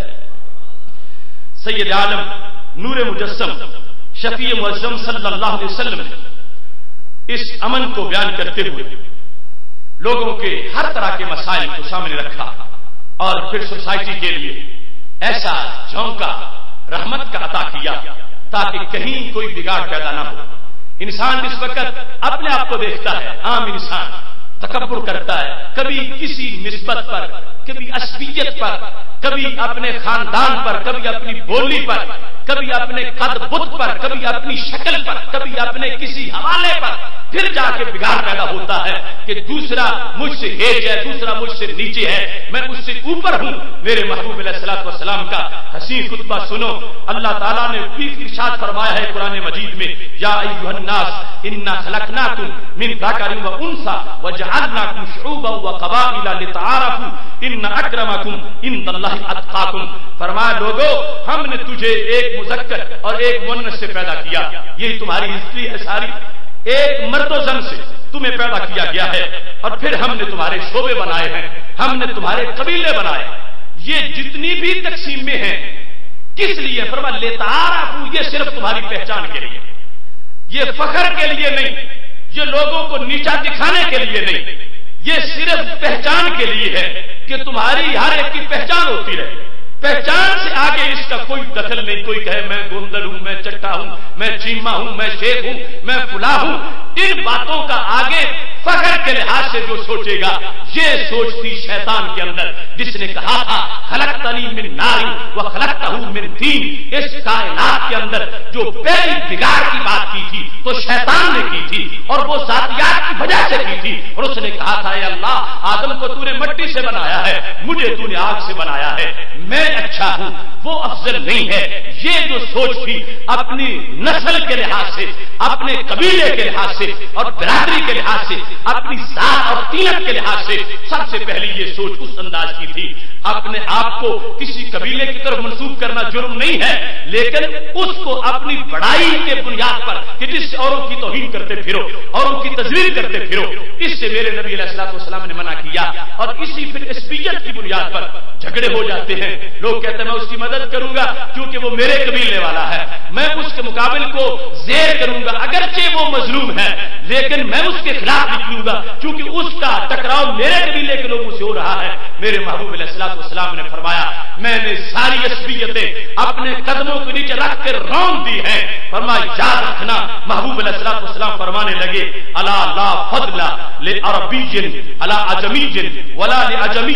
علی عربی. فرمایا کسی عربی کو اجمی پر کوئی فضیلت نہیں, کسی اجمی کو عربی پر, کسی عربی کو اجمی پر کوئی فضیلت نہیں. ولا لأحمر علی اسود, کسی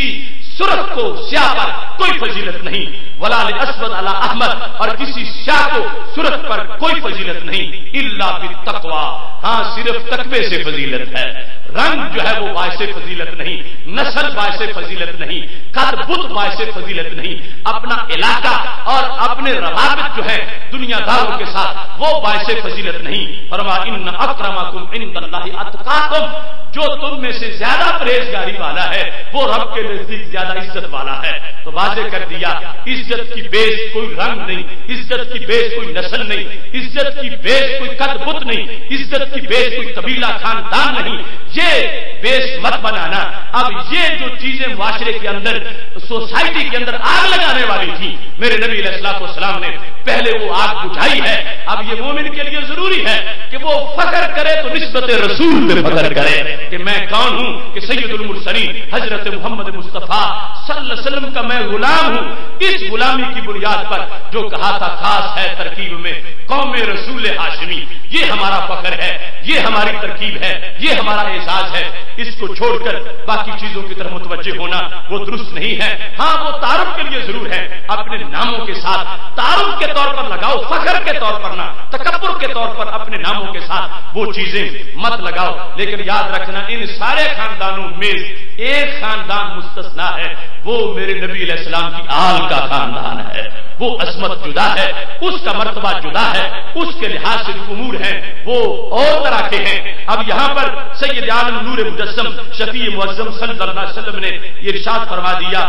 عصبیت کو ختم کر دو، تو صحابہ نے پوچھا یا رسول اللہ صلی اللہ علیہ وسلم کیا یہ بھی عصبیت میں ہے کہ بندہ ان یحب الرجل قومہ، کہ انسان اپنی قوم سے پیار کرے؟ اب اس قوم سے مراد ہے علاقائی اپنی خاندانی حیثیت، یہ وہ بڑا مفہوم قوم کا نہیں جو بحیثیت مسلم ایک قوم ہوتی ہے، یہ اندرونی طور پر چھوٹا سا جو طبقہ ہے۔ کیا یہ بھی ناجائز ہے کہ بندہ اپنی قوم سے پیار کرے؟ تو میرے محبوب علیہ الصلوۃ والسلام نے فرمایا نہیں، پیار کرنا حرام نہیں، اپنے قبیلے سے پیار کرو، اپنی قوم سے پیار کرو۔ حرام کیا ہے؟ فرمایا ان یعین الرجل قومہ علی الظلم،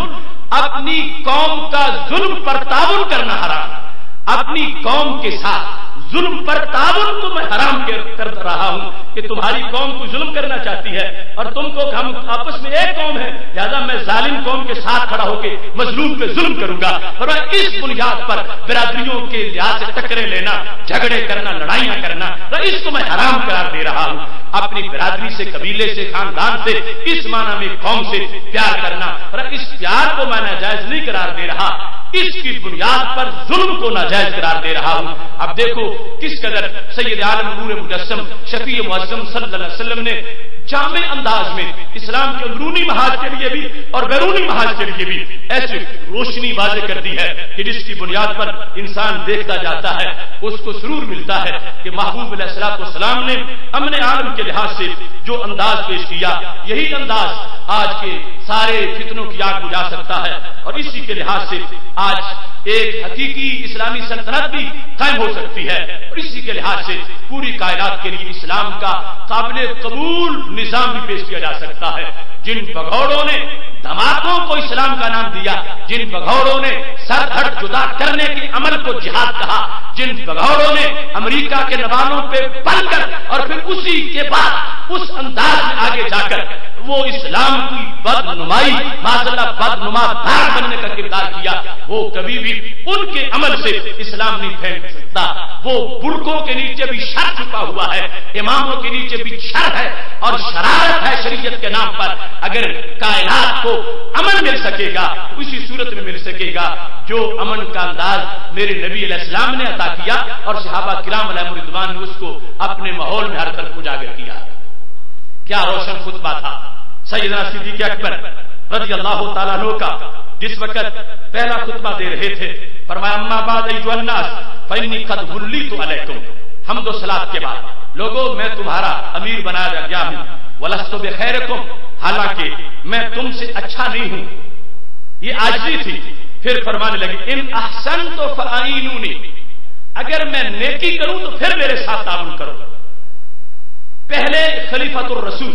خلیفۃ الرسول بلا فصل سیدنا صدیق اکبر رضی اللہ تعالیٰ عنہ، جن کے بارے میں حضرت علی رضی اللہ تعالیٰ عنہ نے کہا کہ باقی خلافتیں چلی تب ہیں جب حضرت صدیق اکبر نے خلافت نبھانے کا طریقہ بیان کیا ہے۔ کہنے لگے حضرت صدیق اکبر ان احسنت فاعینونی، اگر میں اچھا کروں تو پھر میرے لیے معاون بن جاؤ، وان اسأت فقومونی، اگر میں برا کروں تو مجھے پکڑ کے سیدھا کر کے دکھا دو۔ قومونی، یہ ہے نظام مصطفیٰ صلی اللہ علیہ وسلم کی حکمرانی کہ جس میں امیر المومنین اپنے آپ کو پیش کر رہا، اگر مجھ سے برائی دیکھو قومونی، مجھ سے ناجائز کام دیکھو، کوئی غلط فیصلہ دیکھو، قومونی، میں تمہیں حق دے رہا ہوں، تم پکڑ کے مجھے سیدھا کر دو۔ سید عالم نور مجسم شفیع معظم صلی اللہ علیہ وسلم کی تعلیمات کو سامنے رکھتے ہوئے حضرت صدیق اکبر رضی اللہ تعالیٰ عنہ نے کہا بل قوی فیکم ضعیف حتی آخذ الحق منہ انشاءاللہ، فرمایا جو تم میں سب سے زیادہ طاقتور ہوگا اگر اس نے کسی پر ظلم کیا تو میرے نزدیک وہ سب سے زیادہ کمزور، میں اس سے حق لے کے کمزور کو دوں گا، وہ کتنا ہی طاقتور کیوں نہ ہو۔ اور فرمانے لگے تم بل قوی فیکم ضعیف والضعیف فیکم قوی، اور جو تم میں ضعیف ہے اس کا حق چھینا گیا ہے، میرے نزدیک یہ بہت بڑی پارٹی ہے، بڑی شان والا ہے۔ اس کو میں حق لے کر کسی طاقتور سے دوں گا. اور یہاں تک آپ نے ارشاد فرما دیا اطیعونی ما اطعت اللہ و رسولہ، میں جب تک اللہ اور رسول کا وفادار ہوں تم میرے وفادار رہو. اور فَإِذَا عَصَيْتُ اللَّهَ وَرَسُولَهُ فَلَا طَاعَةَ لِي عَلَيْكُمْ، اگر خدا نہ خواستہ میں رب کا نافرمان بن جاؤں یا رب کے نبی علیہ السلام کا نافرمان بن جاؤں، فرما تجھ پر میری اطاعت لازم نہیں ہے. تم میرے خلاف بغاوت کر سکتے ہو، میرے خلاف اٹھ سکتے ہو، میرا حکم اس وقت تک تجھ پر ہے جب میں رب کا حکم ماننے والا ہوں اور نبی علیہ السلام کا حکم ماننے والا ہوں. یہ نصاب ہے حکمران کے لیے، عوام کے لیے، جس کی وجہ سے امن رہتا ہے، جس کی وجہ سے سکون رہتا ہے. اور جس وقت یہ چیزیں چھوٹتی ہیں پھر جا کے ایسے معاملات آتے ہیں کہ جس کی وجہ سے معاشرے کے اندر بے چینی پھیلتی ہے. یاد رکھنا سید عالم نور مجسم شفیع معظم صلی اللہ علیہ وسلم نے جہاد کا حکم دیا. آج جہاد کی روح کو تڑپایا جا رہا. جہاد امن عالم کے لیے تھا، جہاد فساد کائنات کے لیے نہیں. قرآن پڑھو، خالق کائنات کا فرمان کیا ہے؟ سورہ انفال میں ہے. رب ذوالجلال فرماتا ہے کہ خالق کائنات کا جو فرمان ہے الا تفعلوه تکن فتنۃ فی الارض وفساد کبیر، اگر تم نے جہاد نہ کیا تو پھر فتنہ ہوگا، پھر بڑا فساد ہوگا. تو پتہ چلا جہاد فساد مٹاتا ہے، جہاد فتنے ختم کرتا ہے، جہاد فساد نہیں ہوتا. جہاد کی وجہ سے معاشرے کے مسائل پیدا نہیں ہوتے. الا تفعلوه، اگر تم نے جہاد نہ کیا تو پھر کیا ہوگا؟ تکن فتنۃ فی الارض وفساد کبیر، پھر زمین میں فتنہ ہوگا، پھر زمین میں فساد ہوگا. اور اگر جہاد سے فتنہ پھیلے تو پھر وہ جہاد نہیں، قرآن اس کو فساد کہے گا. اگر نام کسی شر کا خیر رکھ لیا جائے، اگر زمزم پر لیبل کوئی شراب کا لگا لے تو زمزم شراب، اور شراب پر کوئی لیبل زمزم کا لگا لے تو پھر وہ شراب زمزم تو نہیں بن سکتا. اس لیے جو جہاد ہے وہ جہاد اسلامی ہے، جس میں انانیت، اپنی خواہش، اپنی بربریت کا نام شریعت نہیں رکھا گیا. اور شریعت کا اعتبار اس کے لحاظ سے، اپنی طبیعت کے لحاظ سے نہیں بلکہ ماہ مدینہ کے فرمان کے لحاظ سے ہے. تو پھر اس کی وجہ سے امن پھیلے گا. قرآن کی ضمانت ہے کہ جہاد امن ہے، جہاد ہی کائنات کے لیے امن کی حیثیت ہے. اس کی وجہ سے فتنے ختم ہوتے ہیں اور یہی امن دے سکتا ہے. جس طرح حدود کا نظام ہے معاشرے کے اندر، اسلامی سلطنت کے اندر حد نافذ ہو تو امن آتا، اسلامی سلطنت کے باہر جہاد ہو تو پھر امن آتا. اب سلطنت کے اندر جب چور کا ہاتھ کٹے تو چوری رکتی ہے، جب کوئی قاتل قصاص میں قتل ہو تو قتل کا سلسلہ بند ہوتا ہے.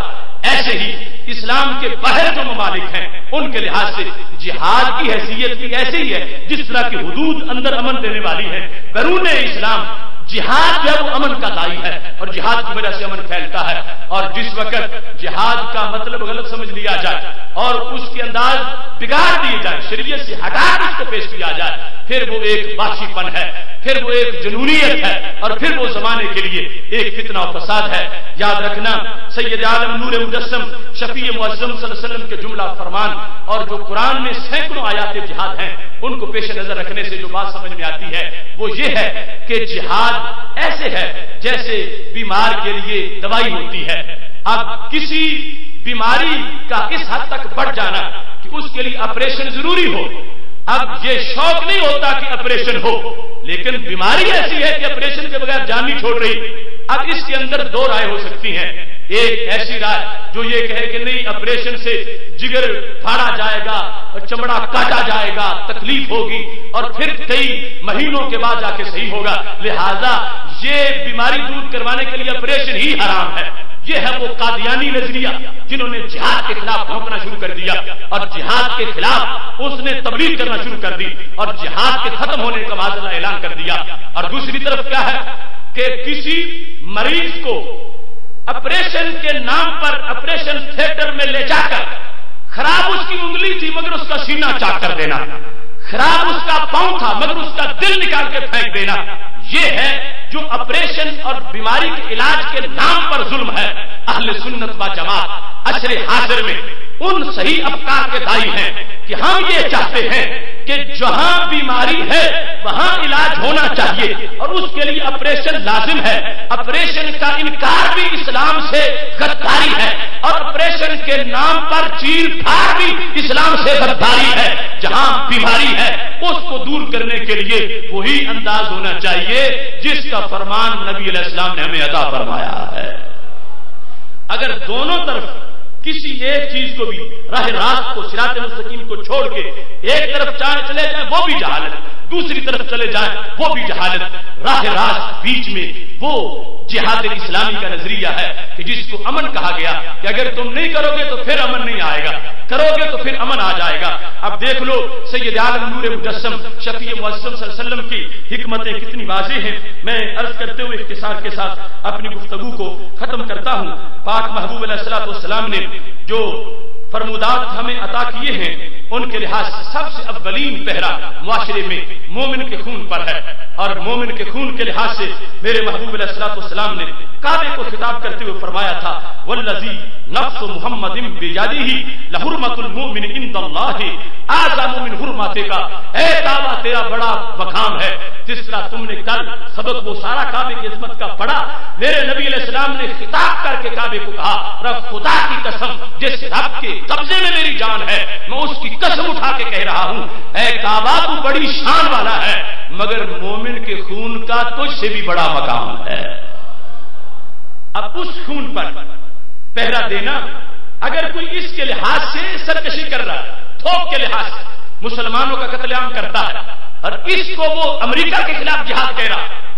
ہسپتال میں مریضوں کو جلاتا ہے, مسجد میں نمازیوں کو جلاتا ہے, سکول میں بچوں کو جلاتا ہے, ٹریننگ سینٹر میں سپاہیوں کو جلاتا ہے اور کہتا ہے میں اسلام کا شیر ہوں اور میں امریکہ کے خلاف جہاد کر رہا ہوں. جھوٹا ہے, غدار ہے, فراڈی ہے, اسلام کا بھگوڑا ہے. اس کو جہاد اسلامی کا نام نہیں دیا جا سکتا. میرے محبوب علیہ الصلوۃ والسلام نے ایک مومن کا جو خون ہے اس کے لحاظ سے کتنے روشن کلمات استعمال فرمائے ہیں اور یہاں تک الزواجر جلد نمبر 2 میں یہ حدیث شریف موجود ہے من استطاع منکم اللہ یحول بینہ و بین الجنت ملو کف دم. فرمایا جو بندہ یہ چاہتا ہے کہ مجھے جنت ملے تو اپنے اور جنت کے درمیان کسی مومن کے خون کا قطرہ نہ آنے دے. اگر قطرہ بیچ میں آ گیا ساری نمازیں گئی, سارے روزے گئے, سارے حج زکاتیں چلی گئی کیونکہ اس نے مومن کو قتل کیا تھا. فرمایا جو چاہتا ہے کہ میں جنت جاؤں وہ پھر مومن کے خون سے اپنے دامن کو بچا کے رکھے, کسی مومن کا خون مت بہائے, پھر اس کو جنت تک رسائی ملے گی. ورنہ اس کے لیے یہ چیز کبھی بھی نہیں مل سکے گی. دوسرے مقام پر مسلم شریف میں حدیث شریف ہے میرے محبوب علیہ الصلوۃ والسلام کی لن یزال المؤمن فی فسحۃ من دینہ ما لم یصب دما حراما. فرمایا انسان کے لیے ہمیشہ گنجائش رہے گی, اس کے لیے چانسز ہیں کہ کہیں بھٹکا ہے تو سیدھا ہو جائے, کہیں گرا ہے تو اٹھ جائے. فرمایا آخری سانس تک انسان کے لیے چانسز ہیں, اس کے لیے کوئی نہ کوئی ذریعہ بنتا رہے گا جس کی بنیاد پر وہ گر کے اٹھتا رہے گا اور پھر جنت کی طرف راہ کو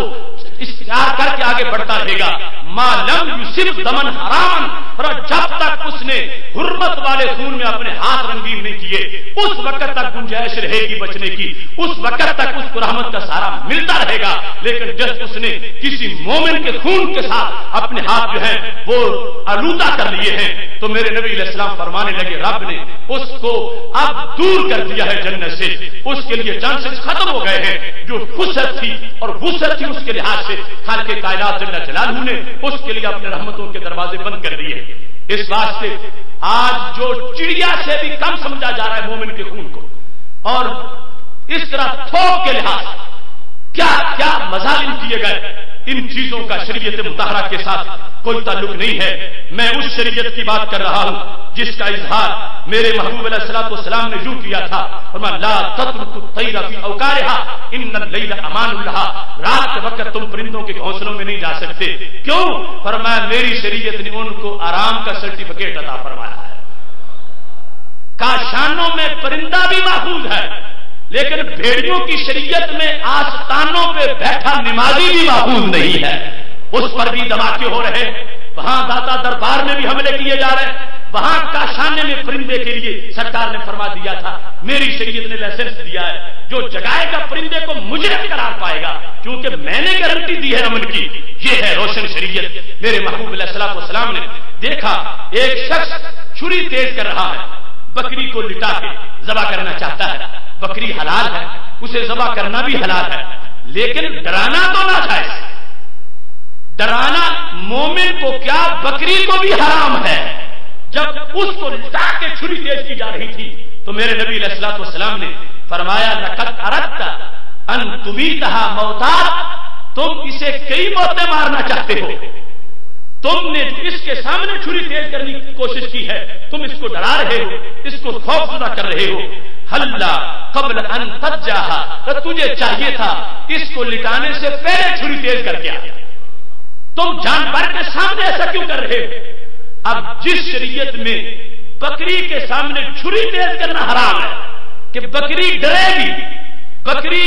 کا چین ختم ہوگا، حالانکہ ذبح کرنا جائز،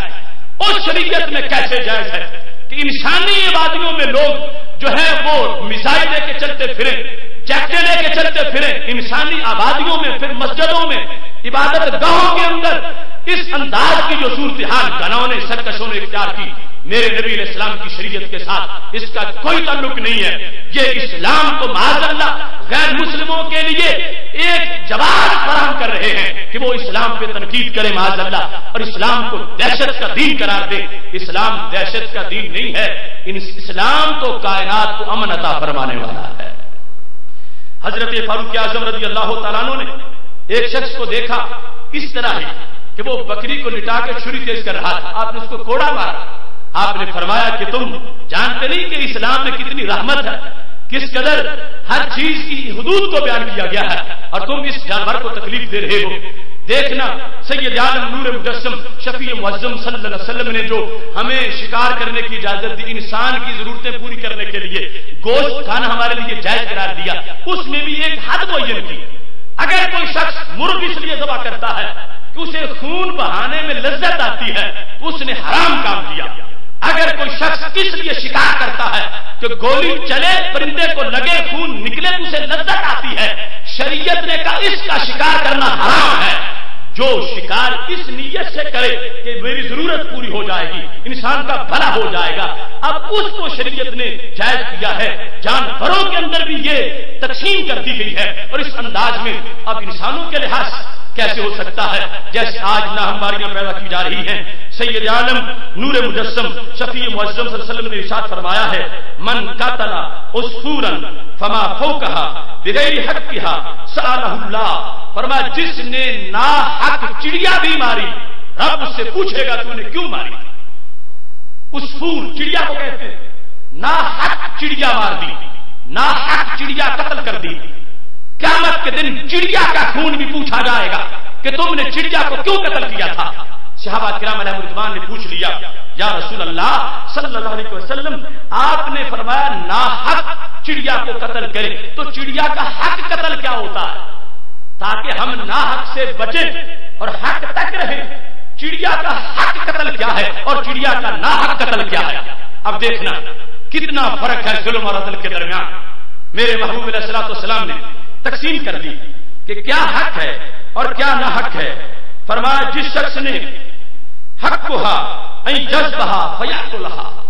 حق کیا ہے کہ چڑیا کو ذبح کرے اور کھا لے، یہ حق ہے، اور نہ حق کیا ہے گولی مارتا جائے اور پھینکتا جائے صرف اپنی انانیت کو سکون دینے کے لیے۔ اس کا مقصد شکار سے تفریح کرنا، اس کا مقصد کسی کی جان نکال کے مزے لینا۔ میرے نبی علیہ الصلوۃ والسلام نے فرمایا اگر چڑیا کو بھی کسی نے ایسے انداز میں مارا، قیامت کے دن فرمایا میری شریعت اس کے گلے میں پھندا ڈالے گی، پوچھا جائے گا کہ تم نے چڑیا کو ناحق کیوں قتل کیا تھا۔ اس میں فرق بیان کر دیا کہ شکار شرعی اور ہے اور شکار تفریح والا اور ہے، شکار شریعت والا اور ہے اور شکار شرارت والا اور ہے۔ اب ان چیزوں کو پیش نظر رکھنے سے اب اندازہ لگائیں کہ آج کا یہ گنونا طبقہ، یہ دہشت گرد مافیا کتنے وحشی حیوان ہیں کہ جن کا شریعت مطہرہ سے کوئی تعلق نہیں ہے۔ ہماری شریعت کائنات میں اذان دے رہی ہے، اسلام کی اندرونی محاذ پر بھی اور بیرونی محاذ پر بھی، کہ یہی وہ دین ہے جو کائنات کو امن دے سکتا ہے۔ امریکہ بھیڑیا ہے، درندہ ہے، اس کے پالتو بھی درندہ ہے، اور وہ سب کچھ سرکشی ہے۔ اس کا انسانی حقوق کی بات کرنا کائنات کا سب سے بڑا جھوٹ ہے اور سب سے بڑی منافقت ہے۔ اگر انسان کو حق مل سکتا ہے تو گنبد خضرا کی ہریالی سے مل سکتا ہے۔ اس واسطے ہم ادارہ صراط مستقیم پاکستان کی طرف سے جو پوری دنیا میں اعلان کرتے پھر رہے ہیں، وہ امن عالم کے لحاظ سے وہ یہ اعلان ہے کہ امن امریکہ کے پاس نہیں،